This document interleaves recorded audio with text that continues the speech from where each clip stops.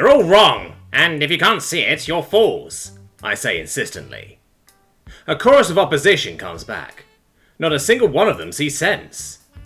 I take a scoop of my dilute Terran wine into my beak before swallowing it back. You just don't get it. There are millions of them. They hunger for our flesh. They bite us and then we become one of them. How can you say that zombies are less threatening than we are? Complains Dwan. I can say it because it's true. A Terran zombie is just a Terran with everything that makes you Terrans a force to be reckoned with gone. They're slow, they're stupid, they don't plan, they don't coordinate, cooperate, communicate. They can't track you over land, they can't mentally keep track of objects not currently in their awareness. They can't trap, they can't deceive, beguile, betray. They won't hold a grudge, they can't make tools, usually can't make tools. They're often depicted as being physically weaker than standard Terrans, and the biggest thing is that they have no sense of self-preservation at all. An animal can learn to recognize a gun and work out that guns equals death equals bad. A zombie can't. They're only scary when they're already in overwhelming numbers, but they would never get to overwhelming numbers because of how unthreatening they are when they're in small numbers. If one of you, even Taylor, suddenly stood up and announced they were going to try and bite someone, the rest of you could probably stop them before they succeeded. That's what a zombie's doing all the time, by being a zombie. Wait, objects Aaron. What was that you said about not keeping track of things mentally? Because they, gather outside buildings when they're seeing people go in and then they stay there. That means that they're mentally tracking that this is a building with a person in it.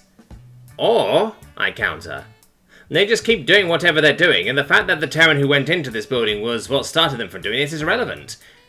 Now just do it until something comes along to displace them from it. I take a moment to breathe. A Terran would be all like, well, I saw them go in there, but I can't get in there, so what else can I do? Sam chimes in here. Lagging people not and nuts.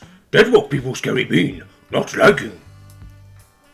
I try to mimic a Terran smile and say, thank you for your input, Sam. Or giving him an appreciative scritch. Akaros. Their deathwork body is solid. He wags his tail and pants excitedly before leaving the room, likely to go and tell Fluffy that he got Scritches from Captain Birdmummy. I'll tell you why I think you're really scared of zombies, I announce.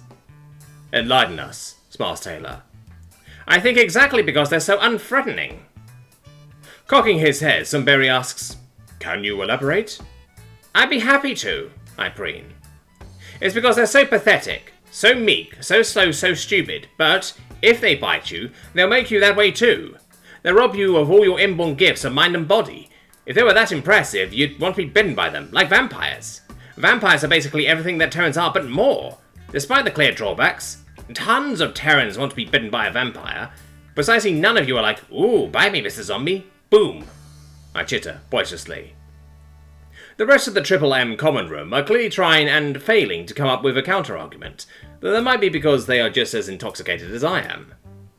Taylor stands and says, well, looks like my drink needs refreshing. Looks like the nachos and salsa are running out. Anyone need anything? There's a brief hubbub as drinks are requested, after which he looks at his hands and says, anyone want to help me carry all that? McLeod volunteers with a helpful smile. A few moments pass as conversation at the lounge end of the common room moves on to how quickly Bruce Wayne would be identified as Batman, and Taylor and McLeod move over to the kitchen end to fetch the beverages and victuals. Once they return and pass out drinks, Taylor says, guys, watch this. He proceeds to pour a sauce bottle I recognise into an egg cup and slide it to me. Knowing it's safe, both from trust in Taylor and past experience, and having been unmistakably indicated to do so, I take the egg cup in my talons, tip its contents into my beak, and tilt my head up to swallow. It has the same calorie-dense, rich, flavourful impact as all Deathworld foods, a mix of savoury and sweet like a green pepper or a tomato. The instant it is in my mouth, all the Deathworlders erupt in shock and excitement. You'd think I snapped a tungsten girder in half with my bare talons. I have no idea what they find so impressive about me drinking this California Reaper sauce, but I don't want to spoil the moment. McLeod is struggling to open the jar of salsa she retrieved from the kitchen. It honestly seems like an egregious overdesign to make a container that even a Deathworld can't open. She gives up and hands it to Taylor. Could you open this for me, babes? He sighs and pops it open with only slight effort. You know the Omni appliance can open jars for you? He asks dryly. Yeah, but that's all the way over there, she says, gesturing back to the kitchen with mock misery. Plus, then I'd have missed the gun show, she smirks. I really don't know what exhibitions of firearms have to do with anything, but when you spend time with Terrans, you learn not to interrupt the conversation to clarify every idiom you don't understand. If you wanted a gun show, your Amazonian girlfriend is right next to you. She could have taken your breath away with her muscular jaw opening, quips Taylor. Ah, gun show must be an allusion to physical prowess and displays thereof. Now what does Amazonian mean? McLeod lashes protectively onto her much larger girlfriend and says, she has nothing to worry about, but there's no harm in looking. You and she can both spare a bit of all that beefcake for us delicate little members of the fairer sex, right, Toon? Toon was making a barely perceptibly injured expression before she seemed to return to herself and answer, yes, that's right, uncertainly. I scoff. Delicate? I don't think so. Human women must have extremely intense copulation rages. What? Say Taylor, McLeod, Dwan and Toon in unison. I look around the table and it looks as if none of the triple M's know what I'm talking about. Hesitantly, Zomberi asks, Do Raquali women have a copulation rage? I chitter. Of course not. But human women do, right? Tilting her head, Aaron prompts, what makes you say that? Oh, well, I've inferred it myself, I suppose. But I don't know what other explanation there could be, I say, getting a little defensive. Explanation for what? asks Toon. Hesitating, I say, well, for what I saw on the handful of occasions I've accidentally walked in on CSS Taylor making use of a mating sim, for a moment you could hear a pip drop. Then McLeod squeals and says, oh, gee deets, what did you see? A similar reaction is rippling around the room.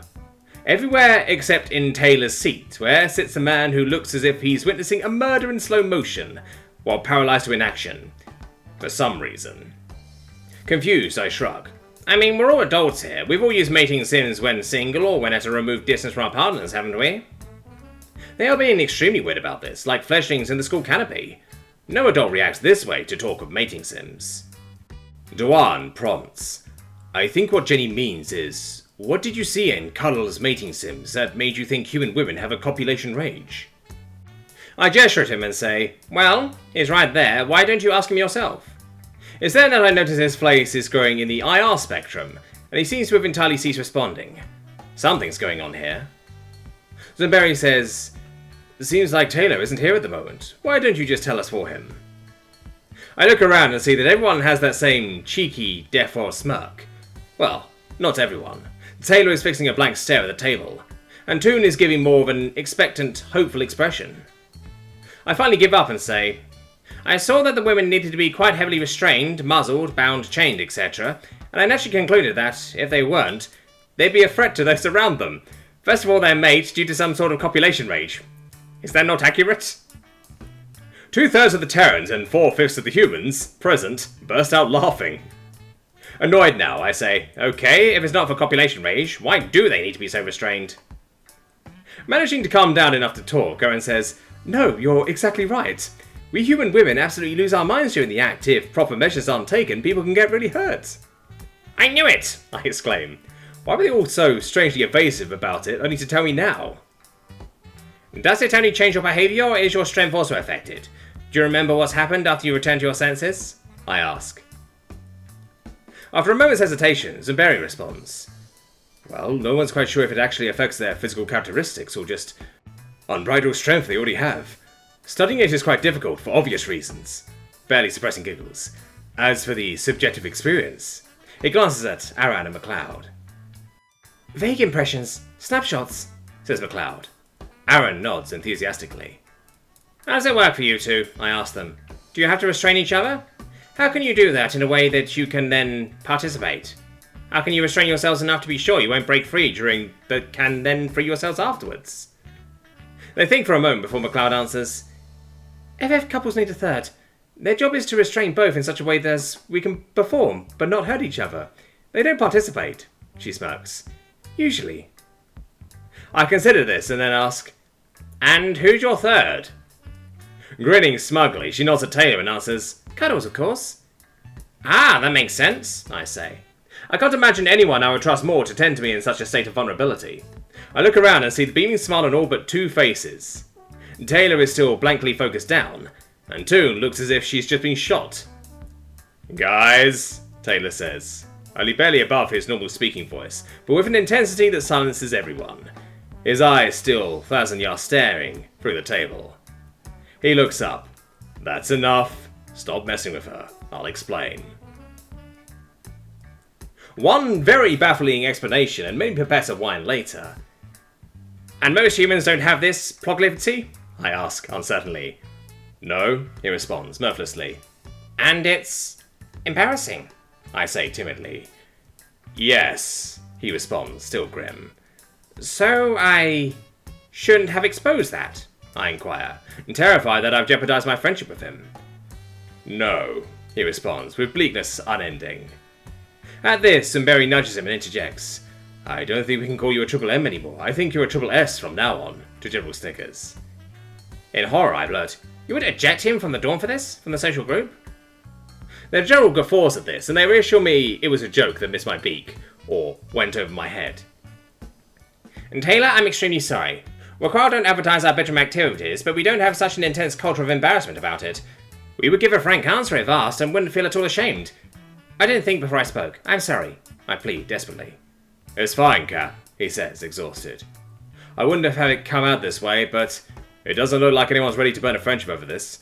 In a way, I'm glad that I have the opportunity to have this part of me accepted too, he says, smiling lightly.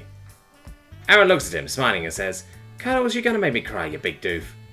What's going to become of my badass space bounty hunter image if that happens? Who knew having your kinks exposed could get so touching? Taylor smiles back before looking around his apparently newly firm friends and saying, yeah, I'm glad.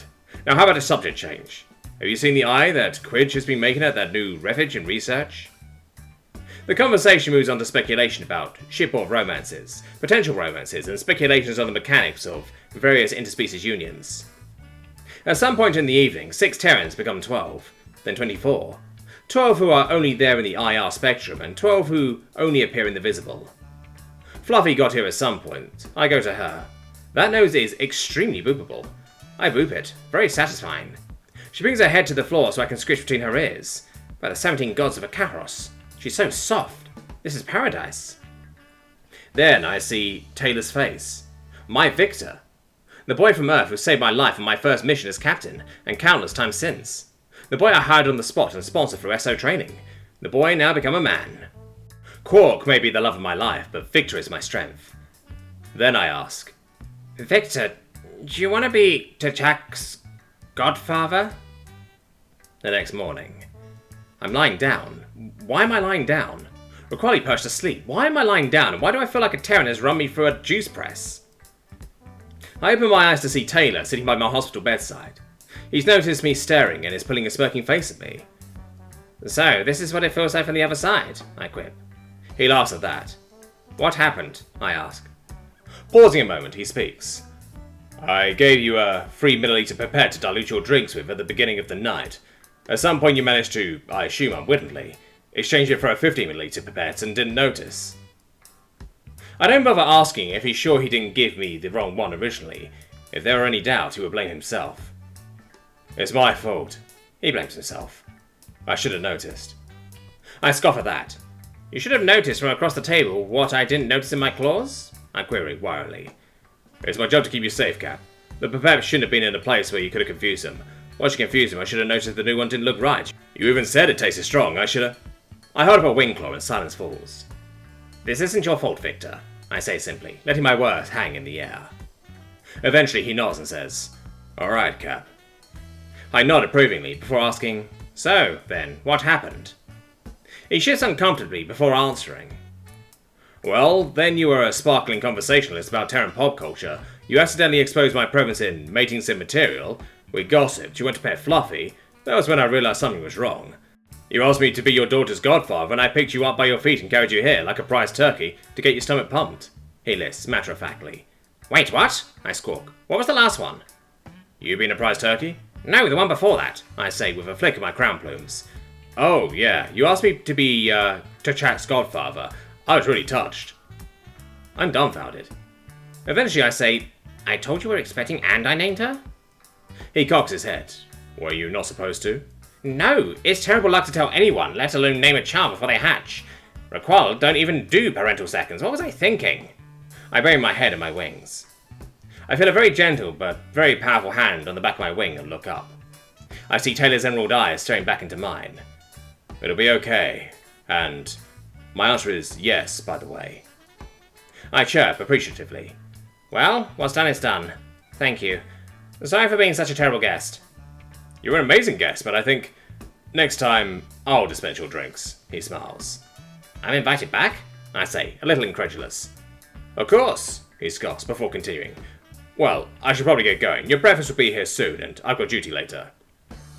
As he makes her leave, I say, before you go, Victor, I just want to apologize again for exposing your kink in front of your friends. He smiles. Actually, Cap, I should thank you for that. After I dropped you off here last night and got shooed off by the nurse droid, I went back to Triple M and got waylaid by Toon. He's clearly very pleased, but I'm unsure about what. Oh? I prompt. Let's just say that she and I have some common interests, and you helped us realize. It takes several seconds for me to put together what he means. Eventually I get there. Oh, Taylor, I'm happy for you? He nods excitedly. Just then the nurse droid arrives and places my breakfast in front of me. Happy for the food, I ask, what am I having? The nurse droid uncovers the platter and says, Pancakes, Captain.